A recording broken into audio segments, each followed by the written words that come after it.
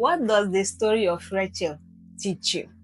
Love, struggle, and God's perfect plan. Hi guys, my name is Daisy. If you're first subscriber, welcome. If you're a returning subscriber, thank you for coming back.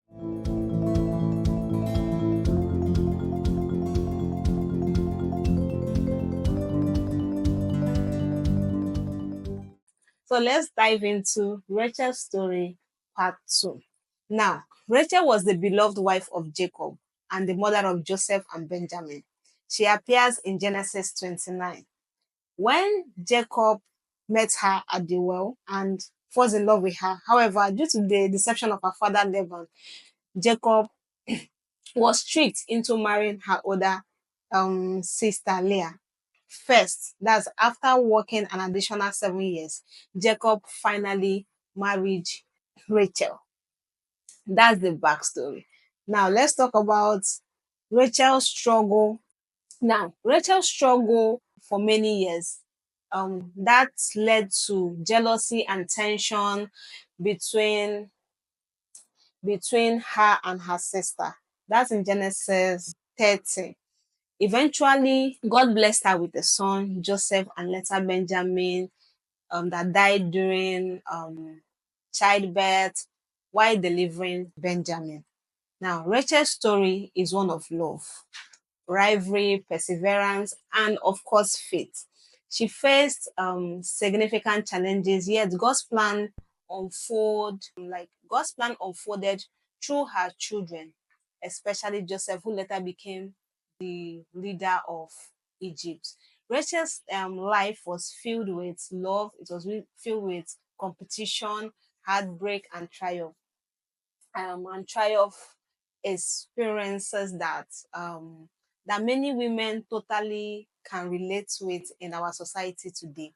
Her struggle and her victories provide timeless lessons that resonate with women navigating their own journey in faith, in relationship, career, and of course, personal growth. Now, let's take it one after the other. She dealt with comparison and competition. Rachel and Leah's rivalry mirrors the struggle many women face today with comparison. Now, social media, workplace dynamics, and even personal relationship can relate to sense of competition, whether in beauty, in success, motherhood, or marriage. And you know how society gets about marriages. Just as Rachel compared herself to Leah and longed for what she lacked, women today often struggle with contentment and feeling inadequate compared to others. Lesson learned is our worth is not determined by what others have or what we lack. True fulfillment comes from trusting God's plan for our lives. Secondly, she struggled with infertility and motherhood.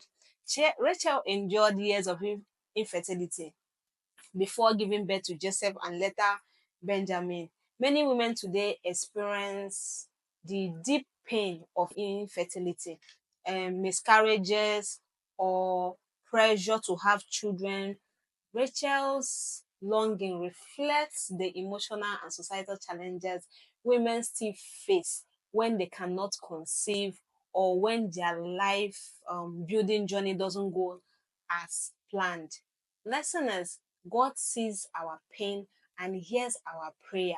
Now, Rachel's journey was a difficult one. God was faithful in his timing. Number three, the pressure of fixing things on our own. Desperate to have children, Rachel gave her servants, Bill her to Jacob to bear children on her behalf. This reflects on how women today feel pressure to take control of their situations, sometimes making hasty decisions instead of waiting on God. Lessons learned is trying to force God's plan often leads to unnecessary pain. Trusting in His timing is difficult but necessary for our peace. Number four, unhealthy attachment of idols.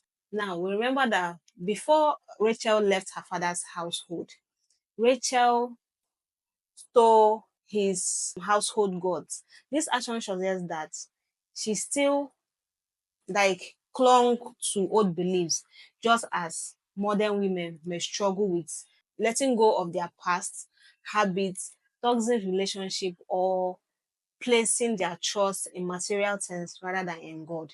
We must realize that anything that takes God's place in our hearts, trusting in Him alone, can only bring you true security. Number five, the reality of loss and grief. Rachel's death during childbirth is a reminder that life doesn't always unfold as expected.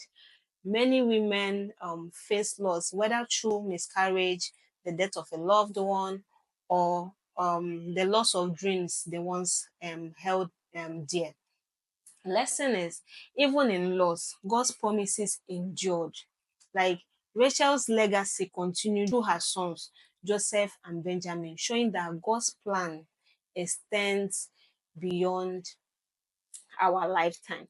Now, Rachel's story is a testament of God's faithfulness even in the midst of struggles, whether dealing with comparison, control, or grief. Women today can find comfort in knowing that God's plan is always greater than our own plan, just as He was with Rachel. He is with every woman walking in her own identity. I hope this helps you as we have discussed.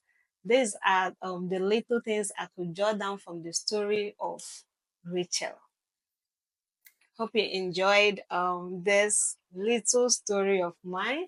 Thank you for watching. Don't forget to like, don't forget to comment, share, subscribe, and turn on your notification bells so you don't miss out on any inspiration.